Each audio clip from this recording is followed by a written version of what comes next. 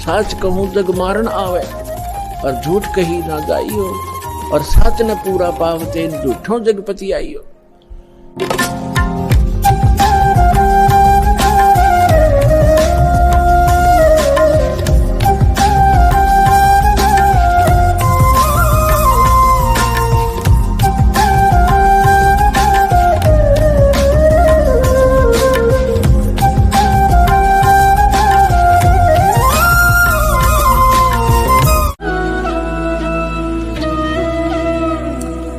आप जी ने बहुत दिन हो गए यहाँ कष्ट उठाते ने।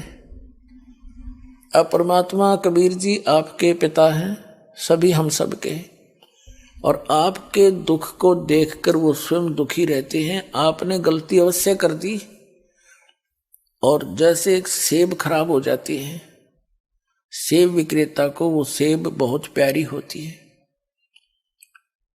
उसको पता है कितनी कीमती है, लेकिन खराब होने के बाद उसके पास कोई विकल्प नहीं है, उसको बाहर फेंकना ही पड़ता है।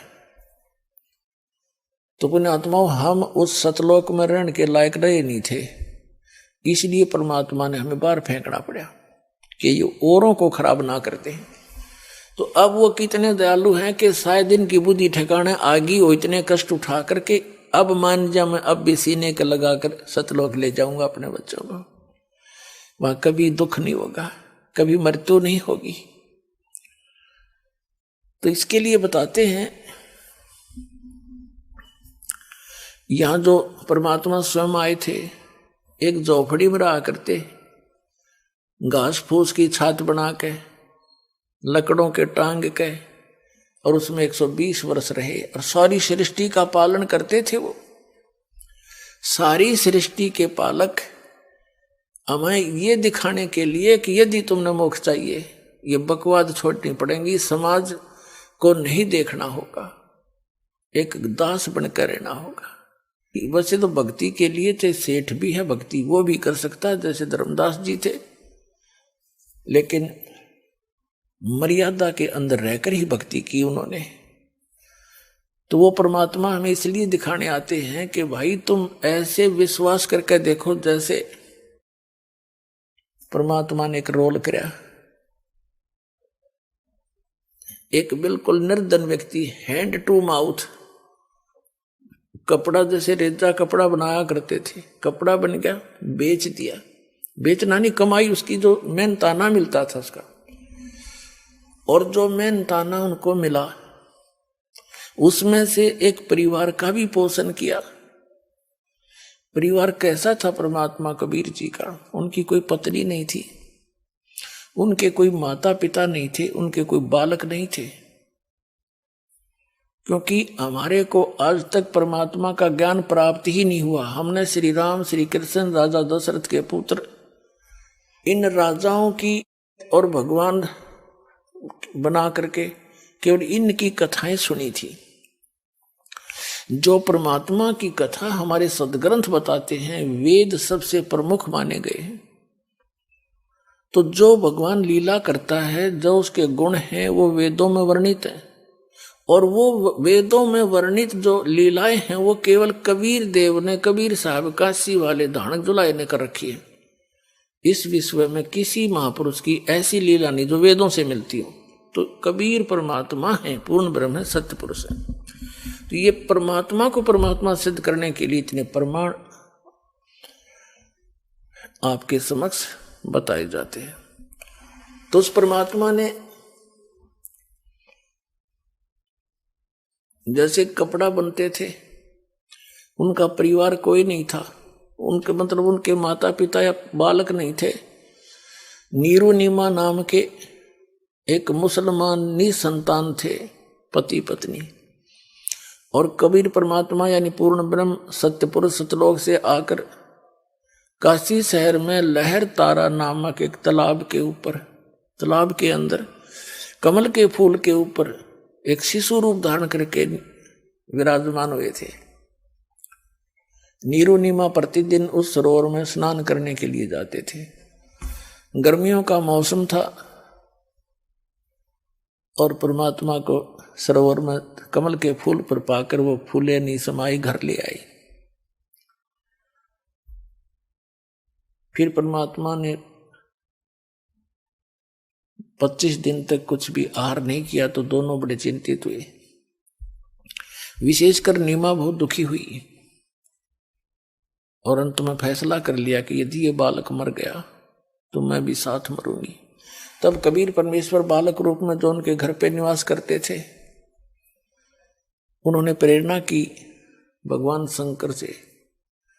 भगवान शंकर अपने शिवलोक से आए साधु रूप बना के। तब नीरू और नीमा से उनकी समस्या का कारण पूछा, क्यों दुखी हो तुम?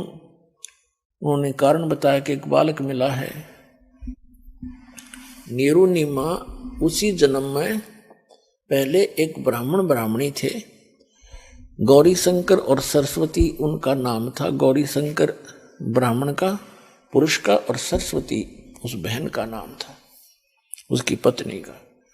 मुसलमानों ने उनको जबरदस्ती मुसलमान बना दिया था, जिस कारण से वो अन्य ब्राह्मणों ने समाज से निकाल दिया था। पहले उनको दक्षिणा मिलती थी, वो बंद होगी तो उन्होंने जुल्हाए का कार्य शुरू कर दिया था। लेकिन वो भगवान शंकर के दृढ़ पुजारी थे। वो भले ही मुसलमान बन गए थे, लेकिन पूजा वो अपने भगवान शिव की हृदय से किया ही करते थे। वैसे तो यथार्थ ज्ञान आपको जब होगा तो हजरत मोहम्मद जी तो थे, ये भगवान शिव के लोक के एक गण थे, पुण्यात्मा थी। भगवान शिव के लोक से ही आए थे वो भी।